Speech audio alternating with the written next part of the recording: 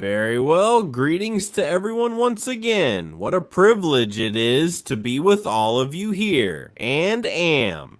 For me, it's a joy to share with you from here the second part about the topic we're discussing, the Temple Mount, this series that we're working on in 4 parts. Today we're on part 2. Remember that part 3 will be in January 2021. The form is already ready so that you can also register, receive the Zoom link directly, and connect live at that time. We can interact there as well, and you can also ask questions, and from our side, from here, from Israel, we can give you answers. So it will be a joy if you can also take part. I know that last time there were a lot of people who were left out, and we didn't want, or we don't want, many of you to be left out. Remember that this is a free webinar that we do once a month, and we also have a lot of material online. Educational resources, archaeology, history, extremely important topics for those who love the Bible, who are interested in history, who want to learn about the culture, and who want to know more about the people of Israel, the people of God, the Jewish people, their customs, and many other things that you can access through the online resources. For that, remember that you have to subscribe and be part of the school, the online school. And you will receive direct access without any kind of limitation to the exclusive materials that can only be found there. And without a doubt, you will also have much more material to share with other people, which will also give you wisdom. And is it a privilege as well, or is it a benefit? Rather, to put it better, that you can access this material, since today many people can't get on a plane to come and study directly here in Israel. So we are bringing Israel closer to your home, and you from your living room, from the comfort of your home, can learn more about Israel. So there are things that are positive that have come out of this pandemic, and there are things that are negative. I think this is one of the positive things, where you have the direct benefit of studying from your home at a really nominal price, where you can access super exclusive material. Let's go directly into our class for today, to our topic for this webinar, the material Temple Mount. Remember that in the previous session we were talking about different topics. Now we're gonna look at them, but before we get into today's topic, I want you to see what we have here in front of you. Pay close, very close attention. The language you're going to hear is Hebrew. It's a very short video, no more than 2 minutes, but pay close attention to it. Pay attention to the scriptures, to what's written there, because that's what we're going to base today's class seminar on. Pay attention to what you're going to see there. Thank you. Imagine the temple, a big ball of light. See the sanctuary standing here, elevated, all made of marble. Do you think you'll ever go into the third temple church? We want to pray to acknowledge the deaths. Who will die in Tehubieras? Have you ever wondered about the church's construction? So what would you do with the church? Let's go. In the wrong place, the church will split. How can it end with blood? Let's look at it from the side. If we manage to do it, we'll be the first to do this in 2,000 years to ruin a dead person in the church. In the audience, there are hundreds of people, rabbis, public figures, lots of families. Everyone here is gathering for the ceremony that will begin with the slaughter, which will be broadcast live from the slaughter site to the big screens next to the stage. I'm waiting. I feel like I have a break. I'm starting. Yes? Are you connecting the break? There's a break, thank you. Leave our break here. Ori, thank you. Let's start. Sun. Here. רבותיי, תסתכלו על המסך. באזור השחיטה מתבצעת השחיטה. באופן אמיתי כרגע מתבצעת שם שחיטת כבש, כמו שקורית הרבה פעמים, ובסוף הערב גם. Well, Thank you. Yes. Victor, do you want... The internal organs. are sent to the stage. The readers, thank you. The fake blood. Greet the audience. Rifai, thank you. Takahal.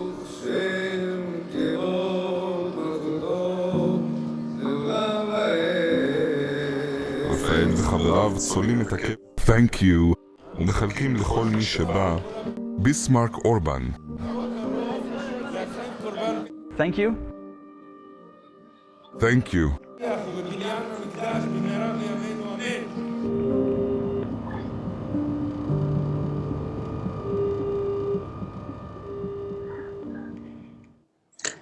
I don't know if you paid attention to the last phrase he was sharing with you. And we hope for the Messiah's return soon and for the rebuilding of the temple in our day.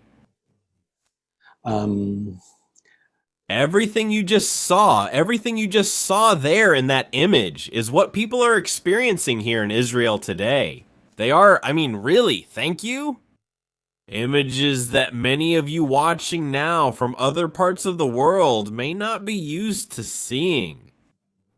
Just know that here, that's what we experience every day, and we have a lot more material to share with you. In fact, in the next webinar, we are going to show you some of the plans, and we will show you some never before seen, totally exclusive material that we haven't shown until now. So that's going to be totally new. So don't miss the next edition. Let's get straight to what we have to share with you today. We talked in the previous part about what the temple was, the history of the temple, and why the temple was destroyed. Remember that we talked a little about what the Old Testament tells us, part of the New Testament, and part of what is written. Also in the Gemara, which is one of the books for Judaism, it's kind of like a guide for the Jewish religion. So today we're going to talk a little bit. How is the destruction of the temple remembered? That is, what has happened during all that period up to today? And what are the customs that have been established since then? For the Jewish people throughout all generations up to this very day. The really big question, is when the third temple will be rebuilt. Remember that we talked about 12 possible sites or settlements where it is believed the temple itself could be because of the specific location of the Holy of Holies.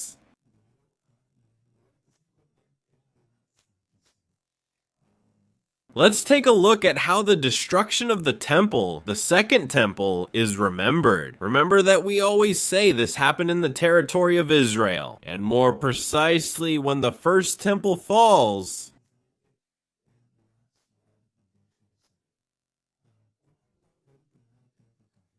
We talk about and remember that there was a period of 400 years of silence, and after that period of 400 years of silence, which was when we don't have, within the canonical books, both in the Old and New Testament, in history, but we do have the history of the Maccabees, for example, which is part of the 400 years of silence. And when Jesus appears on the scene, something happens, and he says something. That is, when he was physically walking the earth, he left us these words in the city of Jerusalem, and they are as follows. In the book of Luke, chapter 19, verse 41, it tells us, "And when he came near the city, seeing it, he wept over it. He was on the Mount of Olives." Today, I think we are going to spend almost the whole class in the area of the Mount of Olives, because I want to tell you something very important about what was done there back then. And yes, that is already beginning. Slowly moving to today, it is something that has changed, and that will change the agenda for the coming days worldwide. Pay attention to what I'm telling you. This is on a worldwide scale.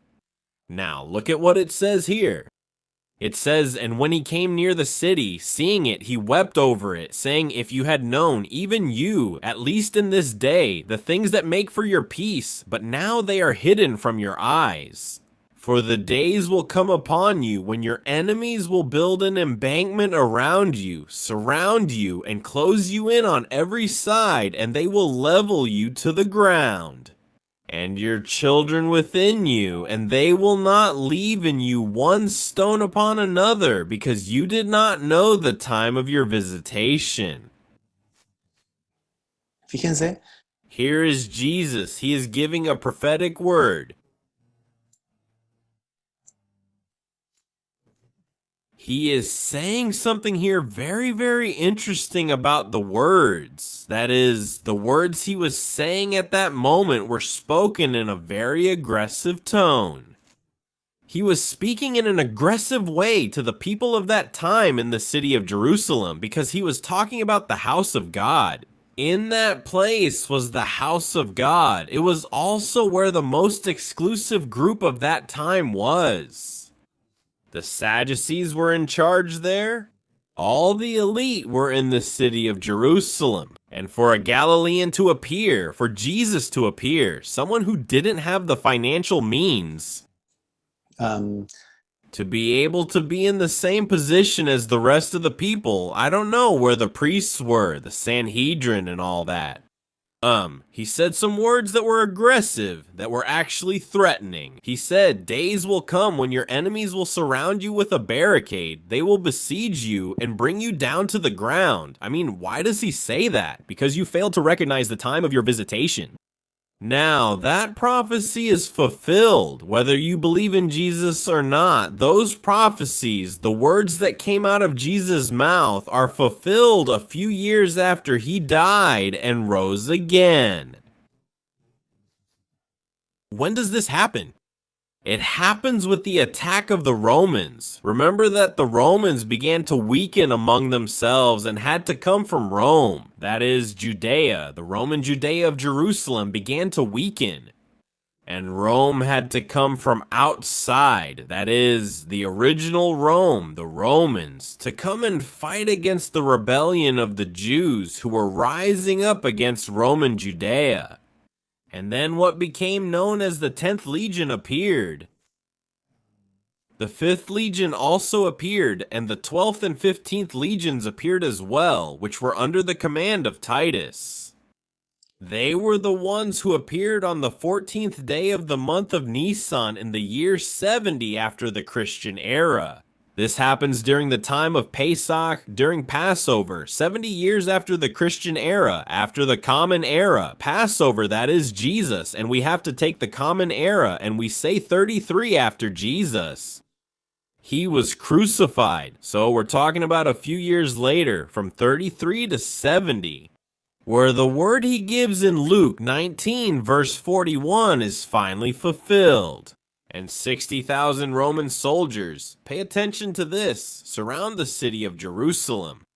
And look at what it said there. Days will come upon you when your enemies will surround you. That is, here it is, 60,000 Roman soldiers on the 14th of the month of Nisan. Nisan in the Gregorian calendar would be the month of April. And this is one of the main festivals for the Jewish people. Pesach, Passover, was one of the festivals that God had told the people they had to go up to Jerusalem for. On the 17th of Tammuz, that is, a few days later, Jerusalem is finally invaded. How is Jerusalem invaded? It is first surrounded by the Romans, and after so many weeks, that is, after spending a few days outside the city, once they finished surrounding it, what they wanted to achieve was to weaken the citizens inside, that is, the soldiers or the Jewish rebellion that was inside the walls. It was so that they would be left without weapons, without armament, without food. And once they were weak and unable to go out for water and things like that, the Romans eventually came in. And they end up coming in through one of the three. That is, there were 3 walls back then, so it's not exactly the same as the one you see today. Today we have, for example, one of the walls that dates back to the year 1100 after Christ. But when you enter the old city today, you will find a wall that is said to be the wall of Sebekiah. That one is located inside the old city, and that wall is part of the concrete wall. It was conquered by the Romans in the year 70 of the Common Era, on the 17th of Tammuz. What exactly happened on the 17th of Tammuz? Different catastrophes happened in the history of the Jewish people. Notice that catastrophes and events have always accompanied the Jewish people on specific dates. The 17th of Tammuz was one of them, and later we will see a date that is also very interesting to keep in mind on this topic. But first, it is believed that on the 17th of Tammuz, Moses broke the tablets of the law on Mount Sinai in response to the sin of the golden calf. Pay attention to the golden calf. Jot down golden calf. If you have the chance to write with a pen and paper, write down golden calf because we will come back to this in a few pages. The daily offerings of the first temple, we're talking about Solomon's temple, were suspended during the siege of Jerusalem because the priests could no longer obtain animals. In other words, there was no way to get animals. Remember that Solomon's first temple had also been conquered and destroyed as well. The walls of Jerusalem were breached prior to the destruction of the second temple in 70 AD. In other words, before the second temple, the one built by King Herod, was destroyed. The city of Jerusalem had to be breached first. Before the revolt, the Roman general deliberately burned a book of the Pentateuch, a Torah scroll. And what he does is he sets up as a precedent for what would later become the burning of Jewish books over the course of the coming centuries. They also place an idolatrous image in the sanctuary area of the temple, and that too has been considered an act of blasphemy and desecration. Something that was not at all well accepted here among the people in the past, and not today either, right? So how are these kinds of festivities carried out today, for example? That is, not as a festivity, but rather this celebration, this specific date, to be more precise. We're used to the Jewish people here having many festivities, but this one is not exactly a festivity. Here, for example, on that very day, the 17th of the month of Tammuz in the Hebrew calendar, eating and drinking are not allowed. Remember, from sunrise until sunset. Pregnant and nursing women, as well as people with health problems, they are exempt. They don't need to fast. But if the day, for example, falls on a Shabbat, the fast is postponed until Sunday. That is, on Shabbat, it is not necessary to fast. Even if it is the 17th of Tammuz, it is forbidden to bathe, anoint oneself, and wear leather shoes. Sorry, it is allowed, it's not forbidden. There, the Day of Atonement, Yom Kippur, is the day of forgiveness that takes place once a year. Do you remember that day when the high priest had to enter the temple? On that day, it is completely forbidden to shower, shave, or for example, wear leather shoes. All of that is totally forbidden. On this 17th of Tammuz, it is allowed because it is not a matter of personal purification. It's also not about physical purification. It's simply a day of sadness that will prepare for the days of sadness that will also come later on. A prayer is said and readings also begin. The morning prayer is also related to the book of Exodus. Pay attention, Exodus chapter 32 verse 11, where the attributes of mercy are discussed. This is what happens on the 17th of Tammuz. Why am I telling you this? Because it's extremely important for you to understand this from the Jewish point of view. How is the fall of the temple seen from the Jewish point of view, and how does the Jewish people feel today about the fact that their temple is not there? That is, why is there such a fervent desire among many of them in some groups to want it again? To recover the third temple, to recover that temple that once existed, both the first and the second. The 9th of AV is one of the dates that is called, or perhaps better known to many as Tisha B'Av. It is one of the saddest days on the Hebrew calendar, and many things happen throughout different generations. Exactly. On that very same day, let's take a look at a bit of a timeline so you can compare it. In 1312, before the Christian era, during the time of Moses, the Jews in the desert received the report from the 10 spies. And besides them, that is, some of them are barred forever, meaning in their future, from entering the promised land. They were meant to enter the land of Israel, but cannot. In 586 before the Christian era, the Babylonians, those who were led by Nebuchadnezzar, destroyed the first temple. And it is estimated that 100,000 Jews were massacred and millions were exiled in the year 70 of the Christian era. The Romans, as we saw before, led by Titus, the son of Vespasian, destroyed the second temple, and pay attention to this number. It is estimated that about 2 million Jews died and approximately 1 million were also exiled. Remember that from that point on, the exile of the Jewish people begins, which will continue until the re-establishment of the State of Israel in 1948. In the year 135, we're already talking about the Christian era, the Bar Kokhba revolt. Bar Kokhba was someone who proclaimed himself the Messiah. Those who are taking the online resources from the online school from here, from Israel, know that we were talking about the historical Jesus. And when we took the topic of the historical Jesus, we came to one of the resources where we talked about the Messianic era. That is, the era when there were many who proclaimed themselves as the Messiah, and in fact we also find them in the New Testament, many of those who proclaimed themselves as the Messiah. And Bar Kokhba was one of them. In fact, even today there is a celebration in the Hebrew calendar that is held in honor of Bar Kokhba. Bar Kokhba, a day when fires are lit. There's a lot of smoke. It's a very strange thing, isn't it? That's what happens. The Bar Kokhba revolt specifically is stopped by the Roman Emperor Hadrian, and also many Jews, about 100,000, are massacred. In the area of the temple and the whole surrounding area, there were also many people who died.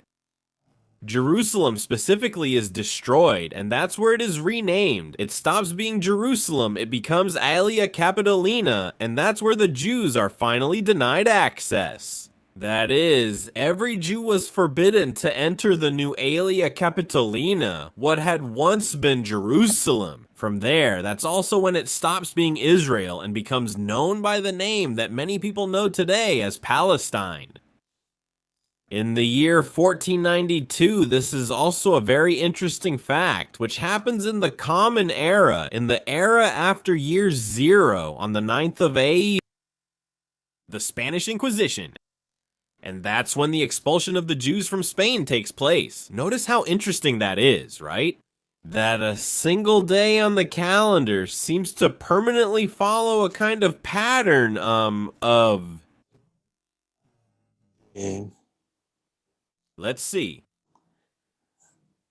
How do you say it? Of bad things that happen to a people, right? That specifically happened to an ethnicity. In the year 1914, after the Christian era, that's when the First World War breaks out. And when does it happen? On the 9th of Av. That is, on the 9th of Av in 1914. Notice how interesting that is. Germany declares war on Russia, and the recent German sentiment for war sets the stage for the Holocaust. That's where the Holocaust ends up coming from. And what? Why Russia? Remember that most of the Jews who were expelled, those in 135 after the Christian era, many, they went to what was the former Soviet Union, Russia, where many settled and lived there. That's why today there are also many Jews living in Israel.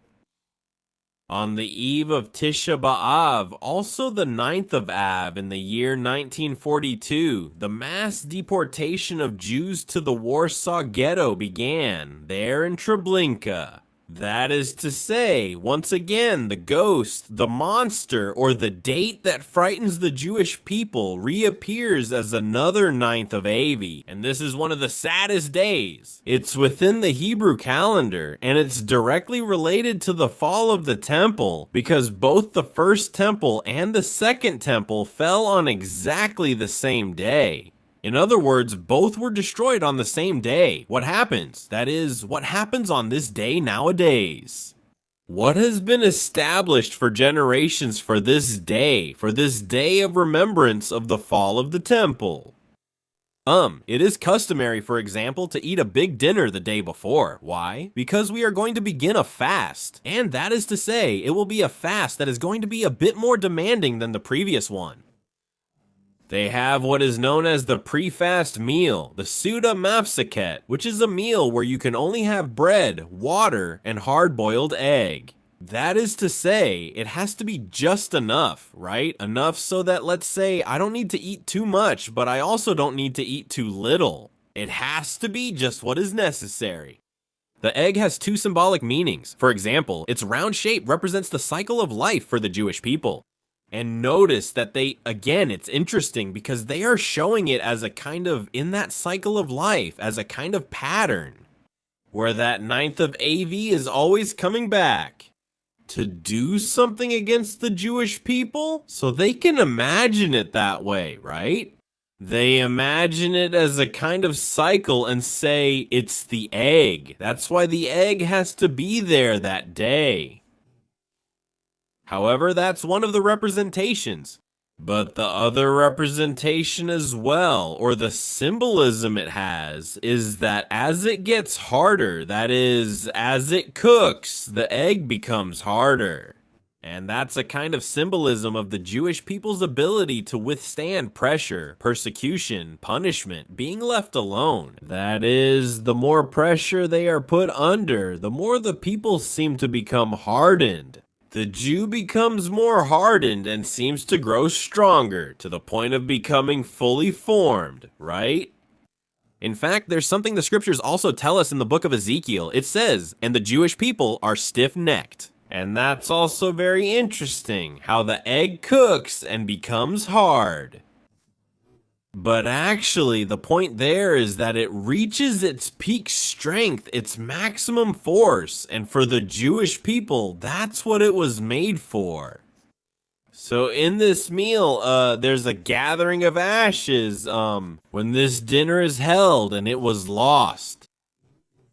They prepare a small piece of paper where it's heated, it's burned. Those ashes are gathered in a symbolic way as a reminder of the mourning for the ashes that fell from the temple. And then they take them and throw them away, right? There is also prayer that is done on that day, and the synagogues really focus a lot on the prayer service. What is expected in the coming days? Pay close attention to this, because this is very, very, very, very interesting. There are several elements that are currently being practiced and prepared in Israel for what is coming regarding the rebuilding of the third temple. That's why I think I told you not to miss it under any circumstances. There, the fact of being able to participate and the fact of being able to be in our next webinar, that's also where you'll have the chance to ask questions and get answers, which will be really interesting. We're also going to have key people there that day. Now, that image you see up there, you may have seen it on the internet. Those of you who like and are fascinated by the topic of the temple, you may have seen it online. There are a lot of people who talk about the red heifer. The red heifer, also known by that name. What many people don't know is what it means. Many people who came to faith, accepted Jesus as their Messiah, encounter the New Testament, and have very little knowledge of the Old Testament. And those who know a lot about the Old Testament have very little knowledge of the New. So it creates a kind of disconnect, as if the relationship between one and the other isn't very well understood. And the red heifer is an animal that has a role in the Old Testament and in the New Testament. It can be interpreted or it can be seen as if there's no longer a need. I mean, I don't know what many of you on the other side believe, but there's no need. Beyond the fact that this heifer serves the same function it did in the Old Testament. In fact, there are many today in different groups within the Jewish people who don't believe in the New Testament at all, but many of them also oppose the practices related to the red heifer. What was the practice of the red heifer? Book of Numbers, chapter 19. If you go and read the whole chapter, it talks about the red heifer. That's why I'm going to give you a kind of summary. Remember that I talked to you about the Mount of Olives. I said that we were going to get there, to the Mount of Olives, almost to our own day, when in the book of Luke, Jesus is walking and announcing the fall of the temple. I told you to pay attention here because they're also talking about a calf, right? Also, on several occasions we talked about a calf, Mount Sinai, the golden calf. That's really interesting because it's like the same figure keeps reappearing in different scenes of history for the Jewish people. Now, Jesus is walking on the Mount of Olives. And what was done on the Mount of Olives during the time of the first temple? They did what was known as the burning of the red heifer or the Bermeja cow. Now the Jewish people for 2,000 years have not had the temple. The temple is no longer there. The red heifer or the red heifer. It is one of the fundamental elements when it comes to starting. Let's pay attention. Starting the practice of sacrifices without the red heifer is not possible. According to the understanding of the Old Testament, in Numbers chapter 19, sacrificial practices cannot be performed in the temple. Even if the Ark of the Covenant is found, and even if the high priest is found, and it has been proven that he comes from the priestly lineage. That is to say, even if those requirements are met, and even if he has the linen garments, that is to say, even if everything is in place, even if the temple is there, obviously absolutely nothing can be carried out without first having the red heifer first. You might say to me, yes, but in our countries like in Central America, South America, North America, you go through the fields, you go through Asia, you go to Germany, you pass by the fields on the road, and you see there are plenty of red cows. There are many red cows. It's true, there are many red cows. But the point is that the red heifer has to be from Israel. 1. Second, if it has just one white hair, or just one hair, of another color, it's no good anymore. So it has to be an animal that is naturally completely red. And it won't have a single stray hair appear, so there's total control where they go in with a magnifying glass and check it, they look at it, they comb it, to see whether it has any hair of another color that would affect its red color or not. So if they were preparing one, keep in mind it must be within a certain time frame. What if that was the case? And at some point after 6, 7, or 8 months, a hair of a different color appeared, so it was no longer useful. In other words, we have to wait for another one to be born in Israel and for it to become a pure, complete cow of one single color. It can't have any damage, it can't get hurt, it can't fall, it can't break, it can't be affected in any way. That is, it has to be completely red. Now, what was done? It was burned on the Mount of Olives. That is, what was done was that the red heifer was taken, it was sacrificed, and it was burned with specific firewood, with a specific type of wood. It is written in the book of Numbers 19, the wood that was used is the same wood that must be used again once this sacrifice is performed again, once the third temple is built. And once the burning had been completed, then the ashes that remained had to be taken and divided into 3 parts. One part was for the priestly family, another part was to be set aside, to be taken to the temple, and another part was to remain in the very place where the burning was done, that is, the Mount of Olives. In that same place, it had to stay. Now, how was it done? That is, what was for the priestly family? There had to have been purification. It had to be purification of what? Of the flesh. So, what was done? The ashes of the cow were taken and brought to the pool near the city of Jerusalem.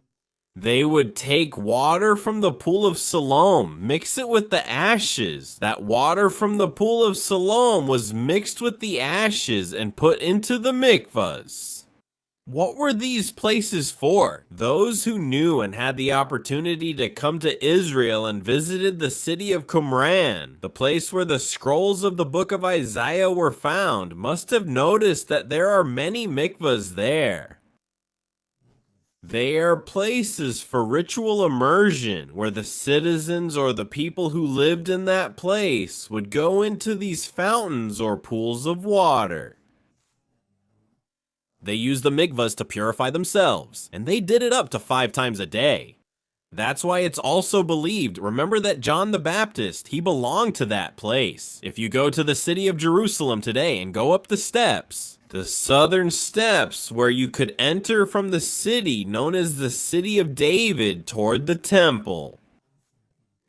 In the city of Jerusalem on Mount Moriah, you had to go up some steps. Those steps are called the southern steps.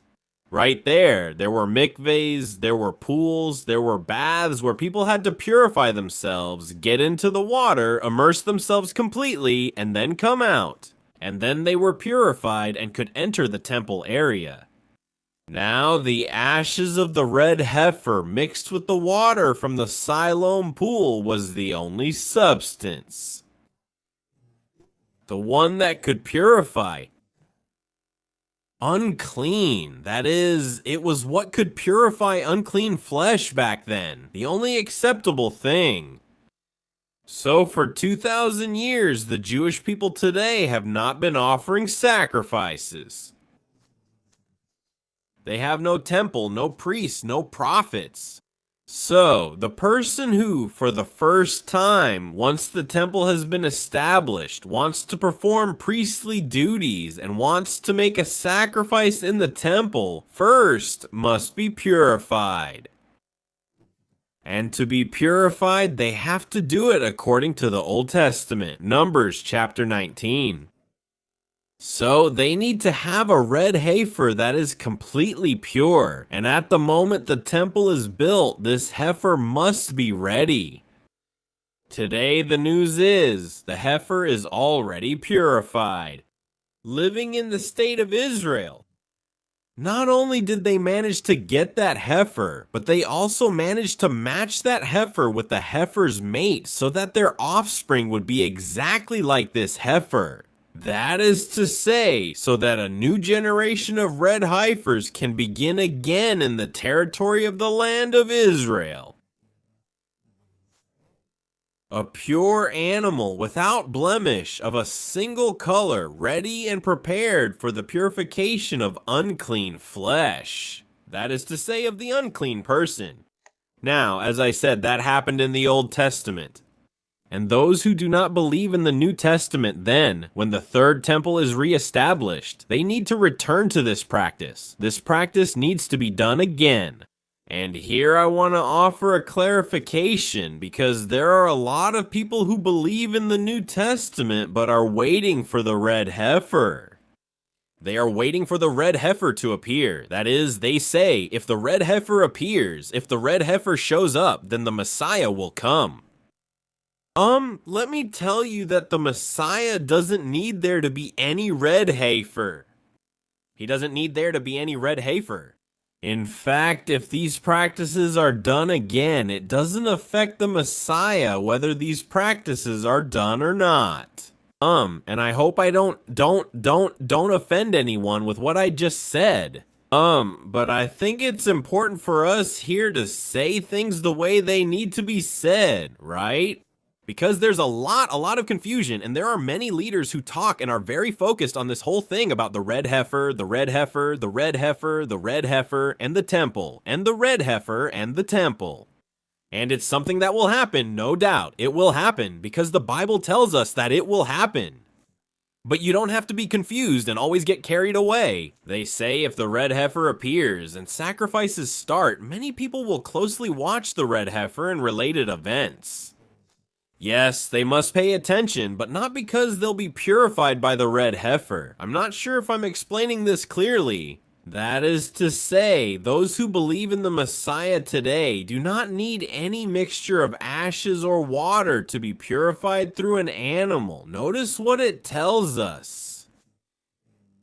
Something in the scriptures. If you today, as I said, search the internet and look up the red heifer, you will find many images like these, like the ones you are seeing there on the screen. But the Temple Institute, the Institute of the Third Temple, the one located in the old city of Jerusalem, is the one in charge. Together with a team of religious scholars who have studied the scriptures line by line and are responsible for overseeing everything. Look, here are the cows that you can see on screen in the state of Israel. They are precisely located in the north. There is very strict security control to get there. There is also very strict care for the animals. There are permanent cameras and constant protection for the animals so that once the third temple is finished and built, then the animal plays a key role in carrying out the purification and to cleanse. 2,000 years of impurity, to put it that way, as it is said in Hebrew or translated into Spanish, 2,000 years of impurity, of imperfection, am of the human being, where finally, once again, the sacrifices will return to the land of Israel, more specifically to the Temple Mount on Mount Moriah. Notice what it tells us in the book of Hebrews, chapter 9, verses 13 to 15. Nowadays, look, this one, exactly this one right here, is the one that would be used if there were a temple. So the ones that will come later, in a later period, are already prepared.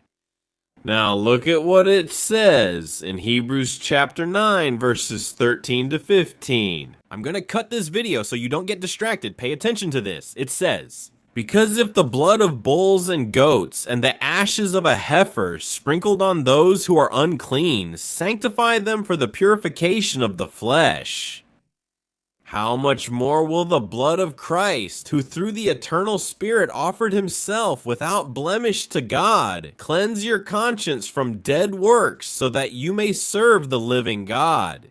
So for this reason he is the mediator of a new covenant, so that since a death has occurred for the redemption of the transgressions that were under the first covenant, those who are called may receive the promise of the eternal inheritance." I think there's not much doubt, right? I think it's important to see what's happening, to pay close attention to what's happening, but it's also about learning to separate things. Not everything that happens is what will define me or help me understand or finally say, oh, it's good that this is happening. It's good that this is happening because it's bringing us closer to the time of the coming of the Messiah.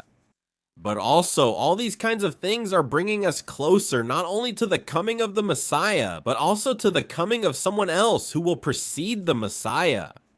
So pay attention to that as well. This topic of the red heifer is extremely important, but don't get confused. Those who don't believe in the New Testament, or rather, those who don't believe in Jesus as their Messiah, in Yeshua as their Messiah, you don't need to be purified by ashes or water, but as the book of Hebrews says, he who was the mediator has already purified you.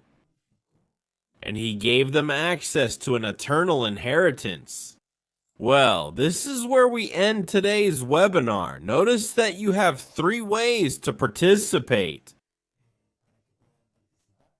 There are what we call Aleph student membership, Veth student membership, and Gimel student memberships. These are vowels, not vowels, consonants from the Hebrew language. Aleph is like an A, Veth is a V, and Gimel is like a G. Actually, A would be more like a C. It's a C. It's Aleph, Veth, Gimel, right? So notice that with the Aleph option, you have 16 classes. There are 2 modules. Each one, notice each little thing you have up here. This represents a module. Here there are 2 modules. These 2 modules are 16 classes. And you have 12 webinars. You have free access to the webinars. And this costs $12 a month. It's just $12 a month. That's the entire investment you have to make to be able to learn about Israel and receive a certificate for each module. In this case, you will have 2 certificates for the topics that will be inside these modules. You also have the Veth mode, which offers more classes for those who have more time and can study more. So, it's $24 per month. When I talk about more time, notice that it's 32 classes in 12 months. In addition to the 12 webinars, which means we're talking about 32 plus 12, that's 44 classes. It's something that really, if you have the time and you can do it, go ahead, because it's a privilege. And remember that you also receive, in this case, a Hebrew-Spanish Bible here. You receive this after being a member for 4 or 5 months. And here also the Gimel membership, which is the most recommended one, obviously. Why? Because it has 48 classes, 6 modules, and you get access to 12 webinars. Also, each one has 12 webinars, but in this one, you have 48 classes. And the classes here are classes that obviously, unfortunately, those who are in Aleph and Bet or Veth don't have access to. They can't access what's here. And in addition to that, you have a Hebrew-Spanish Bible. Also, just like in Veth mode, you get a 25% discount on in-person trips starting next year. And starting this year, from June onwards, we are going to launch a schedule of possible in-person trips to Israel. And you can choose which date you have available to join and come here together with us. And you will get a 25% discount on the in-person trip here in Israel, just for being a member here. And in addition, you receive a shofar as a gift. What is a shofar? It's a ram's horn. It's also a gift for you as members and students in this module. Also, if you are pastors or leaders, remember that you can also train and equip your church. Many pastors today know that Israel is important, but they wonder what to do with that. In other words, they don't know how to teach about it. They know it's important, but at the same time, it's also complex. So we are here to help you. We are here and we offer everything that the Lord has placed in us so that we can be a blessing to your life. Pastors, leaders, and even for yourselves, so that you have authority when speaking about Israel. We are here to help you, train you, and guide you into a new revelatory understanding of the scriptures from Israel, from a believer to believer perspective. So don't miss this opportunity. Be part of the Land Academy. Sign up. We're in January. Try to sign up now so you can start at the beginning of the year. And when the year ends, you will be experts in the Bible, and more specifically in topics related to Israel. How do you do this? You have to go to the website that's shown there on the screen. Disraeladora.com, the lend that is, hyphen, the Lend Academy. When you go to Israeladora.com, in fact, if you just write this down, Israeladora.com, a page will appear, and on that page it says choose access to a page. Then it will say access Israeladora, or access the Lend Academy. You click on the Lend Academy, the little button where the Academy's logo is. You click on the Academy, and inside you'll find all the information in case you get confused and can't access the website. Sign up using this email. Academia in Israel, academiainIsraelagmail.com. Sign up using this email and write to the Academy, or save this WhatsApp number. This WhatsApp number in Israel belongs to the office staff. They will be happy to assist you and help you so you can learn more about Israel and the Bible. So without further ado, I send you my greetings from here. I hope to see you in the upcoming classes. And that many of you can also be part of the online academy from here in Israel. That's all. I'll say goodbye to you now. And, we will continue here with the students who are attending in person. To open the Q&A session, we'll have a little more time here for questions and answers, but for now, we'll say goodbye. For those who are online with the recording, so we're going to stay here on the side. In a private room for questions and answers, all those related to the topic we covered today, all those who are not yet part of the Academy, let me remind you, go ahead and join. I'll see you here. And we'll see you here with the rest of the team in the upcoming classes. God bless you, and see you soon. And maybe we'll see you this month in the upcoming classes. Okay, so let's end the broadcast now. And let's go straight to the rest of those who are there, to the Q&A session, okay?